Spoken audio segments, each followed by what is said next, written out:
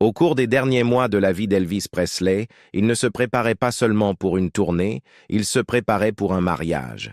Sa fiancée, Ginger Alden, était à ses côtés durant toute cette période, mais après sa mort soudaine, elle a été reléguée à la marge, ignorée par la famille Presley, critiquée par la presse. Tandis que d'autres parlaient en son nom, Ginger restait silencieuse. Après des décennies de silence, elle choisit aujourd'hui de raconter sa version des faits. Et ce qu'elle révèle remet en question tout ce que nous pensions savoir sur le dernier chapitre de la vie d'Elvis. Entre projets secrets et réactions publiques, voici l'histoire de la femme qui a aimé le King, et ce qu'elle est enfin prête à dévoiler. De reine de beauté à future épouse. Ginger Alden est née en 1956 à Millington, dans le Tennessee, au sein d'une famille militaire. Son père était officier des relations publiques de l'armée américaine et Ginger, avec ses sœurs, a grandi dans un environnement de discipline et de bienséance. D'une beauté naturelle, elle commence très jeune à faire du mannequinat et à participer à des concours de beauté, remportant titres et distinctions dans tout le Tennessee. Elle rencontre Elvis Presley pour la première fois à l'âge de 5 ans, mais ce n'est qu'à 20 ans, alors qu'il en a 41, que leurs chemins se croisent de manière décisive. À la fin de l'année 1976, Ginger et ses sœurs sont invitées à Graceland. Cette visite, censée être informelle, s'avère déterminante. Selon Ginger, elle et Elvis ont immédiatement connecté. Elle se souvient de lui la taquinant sur la manière dont elle le fixait du regard et elle a admis que l'attirance était réciproque. Le King, encore marqué par sa rupture avec Linda Thompson, tombe amoureux très rapidement. Elvis avait fréquenté de nombreuses femmes depuis son divorce avec Priscilla, mais Ginger est la seule à qui il a fait une demande en mariage après elle. 2 mois à peine après le début de leur relation, Elvis demande Ginger en mariage. Il lui offre un écrin en velours vert contenant une bague avec un diamant de 11,5 carats. Le diamant central provenant de sa célèbre bague TCB à 30 000 $. Il m'a dit qu'il avait cherché l'amour si longtemps, écrit Ginger dans ses mémoires Elvis and Ginger publiés en 2014, et jamais, dans ses rêves les plus fous, il n'aurait cru le trouver dans sa propre arrière-cour. Ils avaient fixé la date du mariage au 25 décembre 1977. Ce devait être un nouveau départ, une nouvelle famille, d'autres enfants et une carrière relancée. Peu avant sa mort, Elvis lui avait même confié qu'il était prêt à repartir en tournée, disant « J'ai été absent trop longtemps, je suis prêt à remonter sur scène ». Si Ginger Alden a plus tard décrit Elvis Presley comme l'amour de sa vie, celui qu'elle croyait être son âme sœur, elle n'a jamais présenté leur relation comme un conte de fées. Dans ses mémoires Elvis and Ginger, Elvis Presley's Fiancé and Last Love, finally tells her story. Elle partage avec courage non seulement les moments intimes et tendres qu'ils ont vécus, mais aussi les épisodes de volatilité et d'instabilité émotionnelle. L'un des moments les plus glaçants survint lorsqu'Elvis, lors d'une violente dispute, la frappa. Ginger avait 20 ans. Elvis, 41 ans, était en proie à des douleurs chroniques, une fatigue extrême et une consommation de médicaments devenue hors de contrôle depuis longtemps. L'incident, écrit-elle, l'a laissé sidéré, mais il n'a pas été suivi de déni ou d'excuses. Elvis, choqué par ses propres actes, se serait excusé et aurait exprimé de profonds remords. Ses sautes d'humeur étaient brutales et imprévisibles, passant de la générosité et de la joie à la fureur et au désespoir. Ginger se souvient que le même homme qui lui offrait des bijoux en diamant et lui murmurait des projets d'avenir pouvait, sans avertissement, sombrer dans la paranoïa ou l'irritabilité. Certains jours, il était drôle, presque enfantin. D'autres, il semblait inaccessible, isolé par la douleur et les pilules.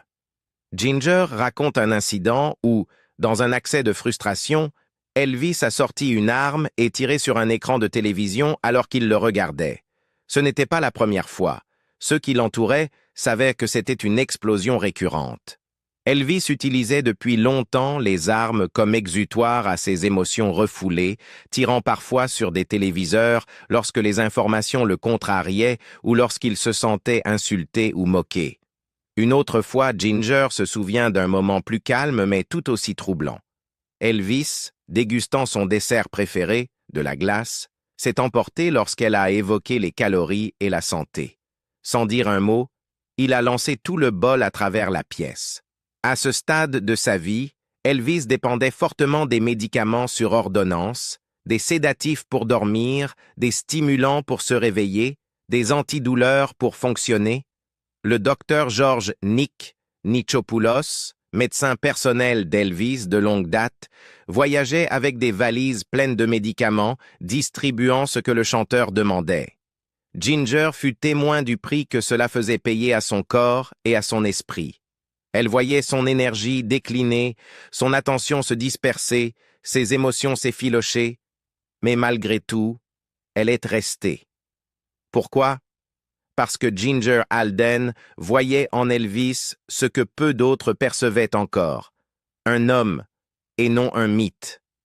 Elle croyait qu'au-delà de l'addiction, de la célébrité et de la pression, se trouvait une âme en quête de paix, encore capable d'aimer, encore désireuse de changer. Elle écrit qu'il lui parlait souvent de ses rêves, des rôles sérieux au cinéma, un nouveau départ, fonder une nouvelle famille. Dans ces moments-là, il n'était plus le King. Il était simplement Elvis, fatigué, blessé, mais combatif. Dans une scène particulièrement intime décrite dans son livre, Ginger raconte une nuit où Elvis lui tenait la main en lui confiant qu'il se sentait incompris. Il disait avoir vécu une grande partie de sa vie pour les autres, et non pour lui-même. Elle ressentait sa douleur et tentait de le réconforter, non pas en le réparant, mais simplement en étant présente. « Je voyais qu'il était dépassé par tout ce qu'il vivait », écrit-elle.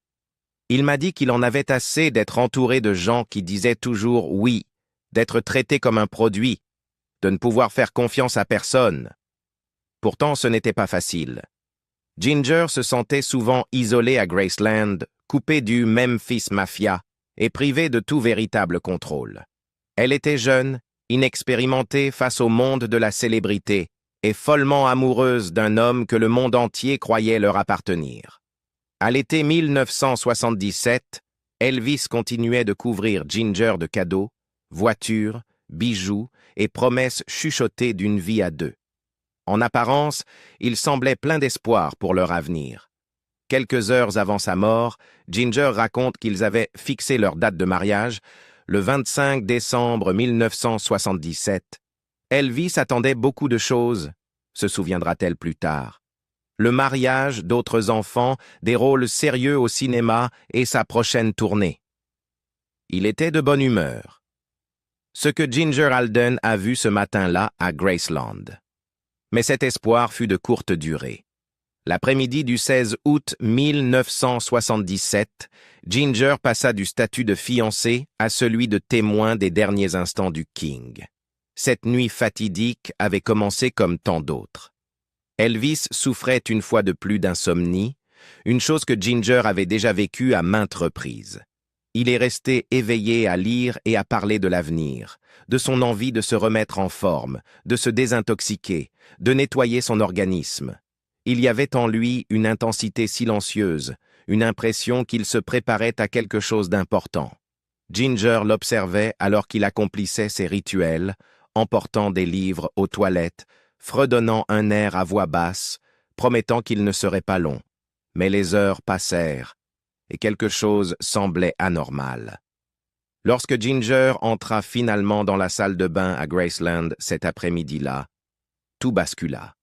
Là, face contre sol, gisait l'homme qui avait un jour conquis des stades, qui lui avait parlé d'enfants et de promesses. Ses bras reposaient au sol près de ses flancs, paumes tournées vers le haut, écrira-t-elle des années plus tard. Il était clair, dès qu'il avait touché le sol, qu'Elvis n'avait pas bougé. Elle appela son nom. Rien. La panique s'empara d'elle, mais elle se força à agir. Ginger tourna doucement son visage vers elle. Un léger souffle s'échappa de son nez, écrivit-elle. Le bout de sa langue était coincé entre ses dents et son visage était marbré. J'ai doucement soulevé une paupière. Son œil fixait droit devant lui, rouge sang. Le King était parti, et Ginger, sa fiancée, son dernier grand amour, était devenue le témoin de son dernier souffle. Elle attrapa le téléphone. En bas, une femme de ménage décrocha. La voix de Ginger tremblait, mais elle était claire. « Montez vite, j'ai besoin d'aide. Elvis vient de s'évanouir. » Joe Esposito, le directeur de tournée et ami d'Elvis, accourut sur les lieux. « J'ai couru à l'étage. Je l'ai retourné, et j'ai su. J'ai su qu'il était mort, » dira plus tard Joe. L'atmosphère dans le manoir changea. Ce matin-là encore, on parlait de tournée. À présent, il ne restait que le silence. Ginger dira plus tard que, même si elle savait à cet instant qu'Elvis ne pouvait être sauvé, une partie d'elle gardait espoir. Même si je savais ce que je voyais, on pense toujours qu'il y a encore une chance, confia-t-elle au dailymail.com. Tout le monde était sous le choc ce jour-là, et non, il n'y avait rien d'autre que nous aurions pu faire. Le monde extérieur à Graceland n'avait pas encore appris la tragédie qui s'y était jouée. Mais la femme choisie pour partager le prochain chapitre de la vie d'Elvis savait déjà. Ce chapitre ne serait jamais écrit. Le chagrin de Ginger fut immédiat, mais aussi complexe. La tempête médiatique éclata presque aussitôt, accompagnée de jugements, de spéculations et de mensonges purs et simples. Des titres affirmaient qu'Elvis était mort seul, sur les toilettes, dans un état d'indignité. Ginger s'est opposée à ces récits, déterminée à rétablir la vérité face à ceux qui n'étaient pas dans la pièce et qui disaient y être. Dans ses mémoires, Elvis and Ginger, publiées en 2015, elle a révélé les détails de ce jour non pour faire sensation, mais pour rétablir les faits. Je me suis dit que je devais raconter cela et le revivre avant que les mensonges ne deviennent la vérité, a-t-elle déclaré. Ce n'est pas agréable, mais c'est quelque chose que le public devait savoir, car bon sang, je n'ai jamais vu quelque chose de comparable à ce qui a entouré sa mort. Il y a eu tellement d'histoires différentes et de mensonges racontés. C'était difficile de rester sans rien faire. Elle n'a pas écrit par amertume, mais par souci d'exactitude et de dignité, la dignité d'un homme qui, malgré ses addictions, ses défauts et sa célébrité, avait été profondément aimé. Le déclin d'Elvis Presley avait été lent et complexe. Des années de consommation de médicaments sur ordonnance, une insomnie sévère et des troubles de santé non diagnostiqués l'avaient aminé. Ginger admettait qu'il avait tendance à se gaver de certains aliments et que sa santé physique était devenue préoccupante. Mais dans ces dernières heures, il avait de l'espoir. Il faisait des projets. Il était, comme elle le décrivait, de bonne humeur. Sa mort, soudaine et brutale, brisa l'illusion que les icônes sont immortelles. Pour Ginger, cela brisa encore davantage. Cela mit fin à une histoire d'amour avant même qu'elle ne puisse vraiment commencer. Un long chemin pour se faire entendre. Après la mort soudaine d'Elvis Presley, la vie de Ginger Alden fut bouleversée et ne fut plus jamais la même. Tandis que le monde pleurait la perte du king du rock'n'roll, Ginger entrait dans un autre type de deuil, marqué non seulement par le chagrin, mais aussi par l'isolement, les jugements publics et des années de silence imposé. Je me réveillais la nuit, regardais l'heure et faisais différentes choses pendant un moment. J'ai fait beaucoup de rêves étranges. Il était vivant dans les rêves et c'était toujours triste, se souvient-elle plus tard. On se réveille et c'est traumatisant. Dans l'immédiat après-coup, Ginger fut exclue du cercle intime des Presley. Ce que l'on appelait la Memphis Mafia, le groupe soudé qui entourait Elvis dans ces dernières années, ne cacha pas son mépris envers elle. Son oncle Vester Presley déclara à la presse « Ginger Alden est morte pour nous maintenant. Nous ne la reconnaissons même pas comme un être humain. » D'autres, comme Lamar Fike, un proche collaborateur, la qualifièrent d'opportuniste, l'accusant d'exploiter le nom d'Elvis. Mais Ginger, qui était restée silencieuse pendant des décennies, rejeta fermement ces accusations. Peu de temps après le décès d'Elvis, j'ai été extrêmement déçu par le caractère de certaines personnes qui l'entouraient, déclara-t-elle en 2019. Ce qu'ils ont dit sur moi était totalement injustifié, malveillant et faux. Elle n'assista à presque aucun événement commémoratif. On ne lui demanda pas son témoignage. Et tandis que d'autres, ayant connu Elvis, monnayèrent rapidement leur récit, Ginger resta en retrait. Elle ne publia ses mémoires qu'en 2014, 37 ans après sa mort. Dans Elvis and Ginger, elle partagea enfin sa vérité. « Je ne voulais pas être juste une note de bas de page dans sa vie », écrivit-elle, « parce que je ne l'étais pas.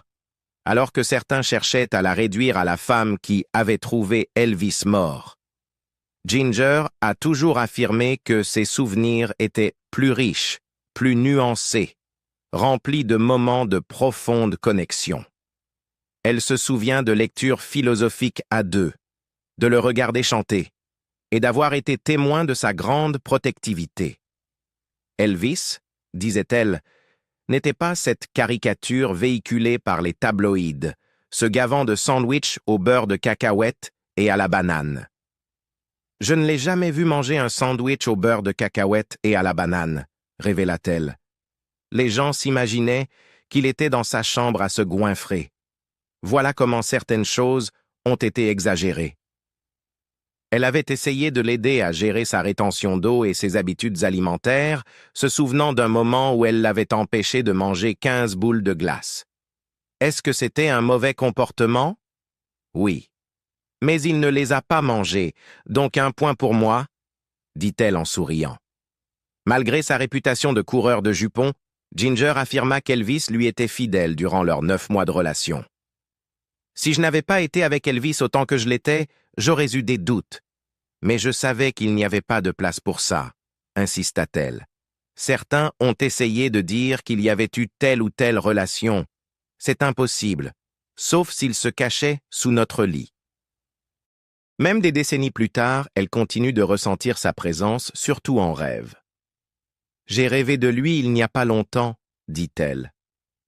Il était là, et c'est étrange, car quand on se réveille, on a l'impression qu'il est encore là, que tout va bien. D'une certaine manière, Ginger est devenue la gardienne discrète de son dernier chapitre. À travers ses tournées en solo au Royaume-Uni et ses interviews, elle offre un aperçu de l'Elvis que peu connaissaient, l'homme qui voulait d'autres enfants, qui rêvait d'une vie avec elle, qui portait des peignoirs ornés de bijoux par-dessus ses pyjamas pour éviter la douleur causée par ses costumes de scène trop lourds. En mai 2025, Ginger prit de nouveau la parole, cette fois en soutien à Riley Keough, la petite fille d'Elvis. Riley venait de remporter une bataille judiciaire pour empêcher la saisie de Graceland après avoir porté plainte pour des signatures falsifiées dans le cadre d'un prêt contesté de 3,8 millions de dollars lié à sa mère, Lisa Marie Presley. Ginger salua les efforts de Riley pour protéger la demeure emblématique et, ce faisant, préserver l'héritage d'Elvis. « Je me sens comme la conservatrice de ces 9 derniers mois, » dit-elle. « Je veux que les gens se souviennent de lui sous un jour positif. » Comment elle a reconstruit sa vie après Elvis? Dans les années qui ont suivi la mort soudaine d'Elvis Presley, Ginger Alden a pris la décision consciente de sortir de l'immense ombre que projetait son héritage. Plutôt que de capitaliser sur sa relation très médiatisée avec le king du rock'n'roll, elle a cherché à construire sa vie et sa carrière par ses propres moyens. Peu de temps après la tempête médiatique entourant les funérailles d'Elvis, elle a fait ses valises et déménagé à New York, un endroit où elle pouvait, en quelque sorte, se fondre dans la foule et repartir à zéro. Là, elle est entrée dans les milieux très concurrentiels du mannequinat et de la comédie.